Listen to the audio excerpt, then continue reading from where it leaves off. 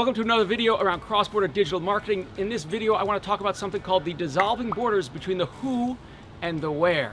We'll talk about the importance of defining your tribe, evaluating the competitive landscape, adjusting your value proposition, not your core identity, and localizing your brand story.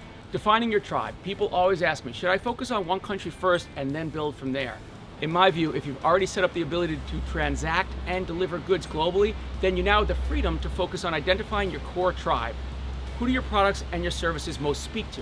And then figure out where in the world most of them are and send out a well-defined and geographically agnostic net to capture the initial snapshot of that interest. Better yet, you may already have that information if you look close enough to your current followers. Chances are they already found you. Now, finding your overseas tribal network. You may have to adjust your thinking here. Geography is a construct that relates to and impacts the movement of goods, payments, data, and maybe certifications and labeling.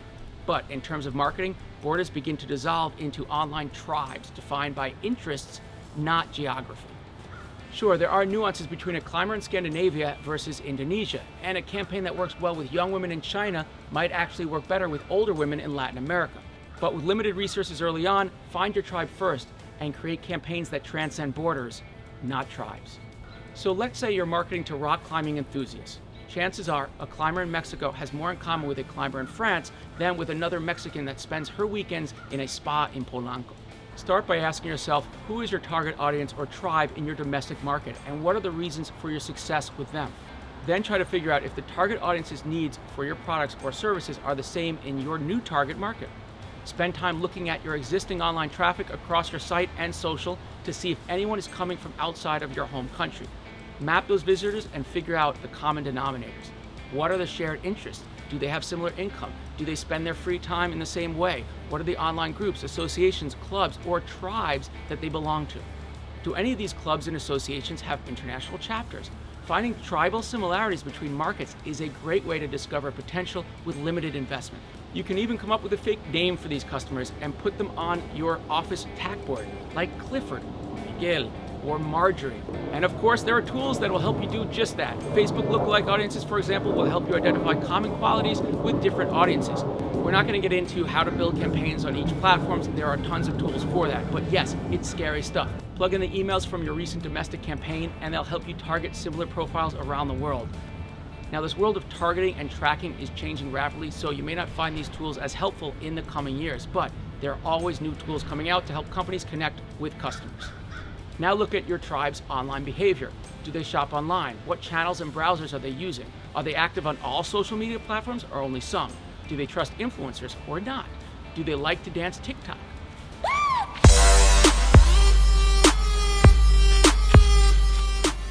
Did I just come up with an excuse to show you my new TikTok dance? Competitive landscape hack. Woo, woo, woo, woo.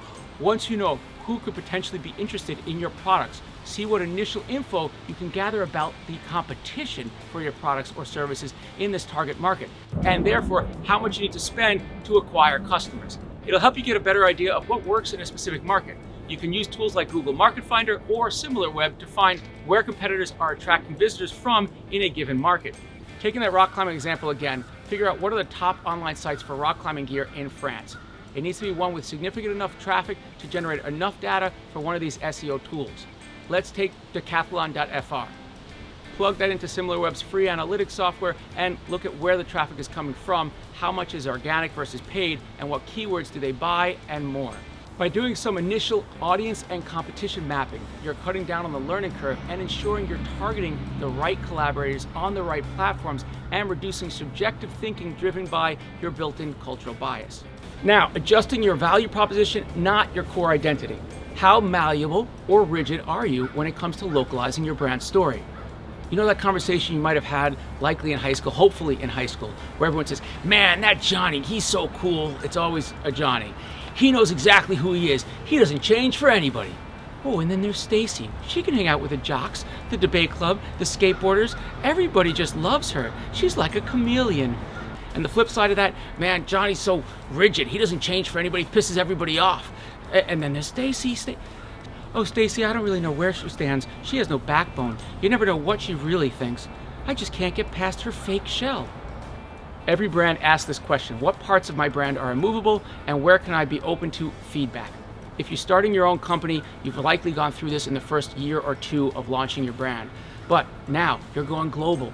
You're going to be bombarded with feedback from every market, and often it won't be consistent. Only you know where you fit on the spectrum between spineless and brittle. And the factors are not just about what you want, but what you're capable of delivering based on your market factors, including your costs, inventory location, and more. I suggest you create a matrix that forms the intersect between your product's value proposition and the list of needs your customers have in a given market. Having the most color options for your product may make you the most popular choice for university educated women in their early 20s in one market, but your zero carbon footprint cloth could be a home run in another market. You have to be ready to adjust your value proposition and therefore your marketing for a given market. Being flexible shouldn't feel like you're abandoning your core brand ethos. Now let's talk about localizing your brand story. Now that you've determined what core brand attributes and value props are coming with you on your global journey, that's where localization comes in. Everything you share with your future customers is helping shape how they see you. You need to make sure everything on your site is communicating your values, not only your copy, but also the images, the checkout process, the shipping and return policies, and the currency used, all of this. Okay, let's recap. Remember, don't throw yourself into a new market if you don't even know whom you're selling your products to, but your domestic tribe may tell you more than you know. Next, do your research, and once you figure out who your new audience is and how they behave online, create a digital marketing strategy for this market specifically. This strategy will contain all the channels you want to use based on the research you've done. Once you've done that, you'll know what needs to be translated and localized and what channels you need to be internationalizing.